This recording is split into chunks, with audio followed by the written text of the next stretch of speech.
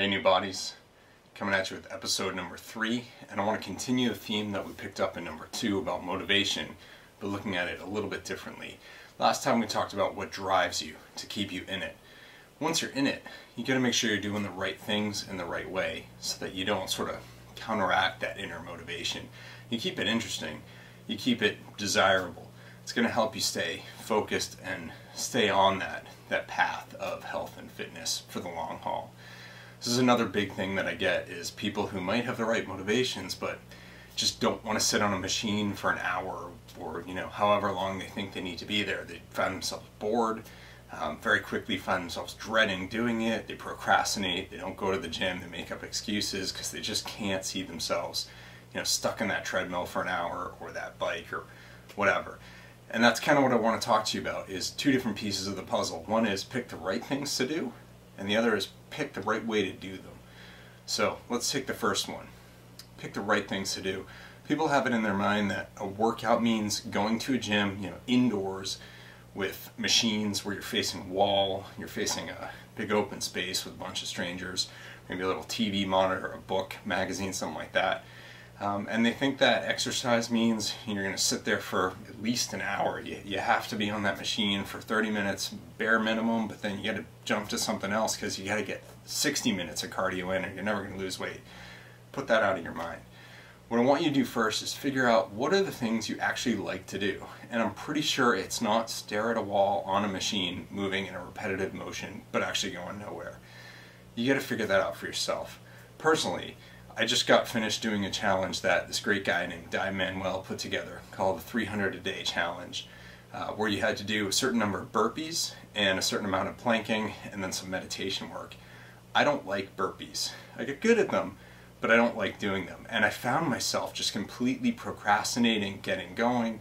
I'd find myself wasting time before starting my workout because I knew I had to do those burpees, and I'd suddenly be like, oh, let me check my email one more time, or maybe just go do this instead. And I kept finding myself every day running out of time for my workout because I kept putting it off. I kept sort of dragging my feet, not really getting into it. The reason is because I was doing an exercise I didn't enjoy doing, and it was taking down my entire experience.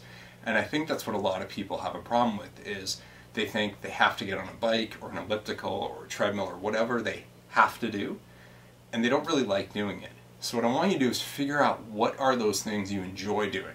For me, I've learned that I actually really like running, which is something I never thought I'd say.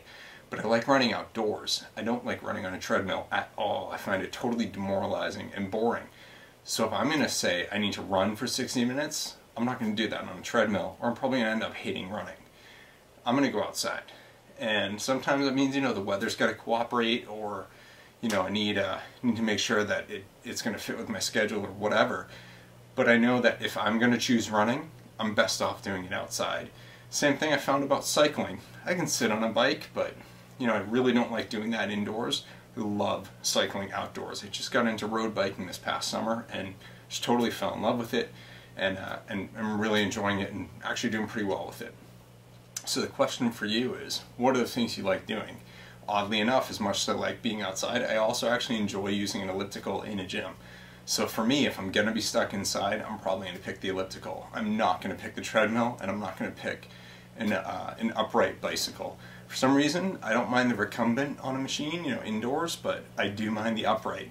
Don't understand why. But I know myself enough to know that I need to pick the right things to stay with it. The other piece is the amount of time, and I get that a lot is, oh, Brian, I have to do at least 60 minutes or it's just worthless, right? That's not true. What a lot of people do wrong at the gym is they just set the machine for however long and they keep the resistance constant. They might put it on a manual setting, or they might put it on some kind of hill or interval setting, but they don't actually pay attention to the demands of the machine changing, or the resistance changing, or the incline changing. And they just kind of work at a steady pace. They might be reading or watching a show, not really paying attention to their workout, just sort of moving through the motions without actually being present in the moment. That's the problem. If you're going to work out like that, yeah, you got to go for a long time to get any results.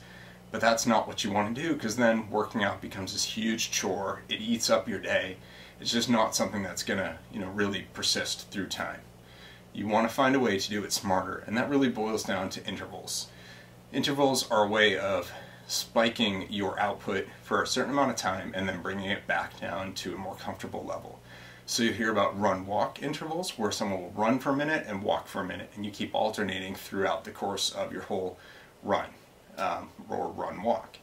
And that's actually a really great way to get into running, as you get to develop all the ability without necessarily putting so much stress on your body and maybe burning yourself out quickly. You can also do that on a machine by looking at any number of the different interval or hill or sort of undulating patterns that they might have in the preset workouts. The key is, when you get to that hill or that spike in resistance, you actually need to move faster. You need to move through it. You need to really pump. And when you drop out of that zone, you need to bring it back down to a more comfortable pace and recover a bit. That up and down, that spiking in your heart work, your respiratory work, and your overall energy expending, that's really the key to intervals. So that up and down actually has a lasting effect where your body will continue to burn calories for hours after the workout. And what's been found through studies is you don't get that by doing a longer workout at a consistent pace, even if you're working pretty hard. So that's really interesting, that you get more bang for your buck by doing interval workouts. So personally, I used to do about 60 to 70 minutes at the manual constant setting on the elliptical machine, and now I do more like 30 minutes. I might do 45 if I have the time, but typically I'll do about 30, and I'll do it on intervals. And man, when those intervals kick, I'm really pushing it, because I know I'm going to get the benefit, and I've just saved myself 30 minutes of my day that I can put into other things that I want to do, but not burpees. So make sure you figure out what are the exercises you actually enjoy, because you'll keep doing them. What are the things that you don't enjoy, that you find boring or to be a chore? Cut them out of your workout.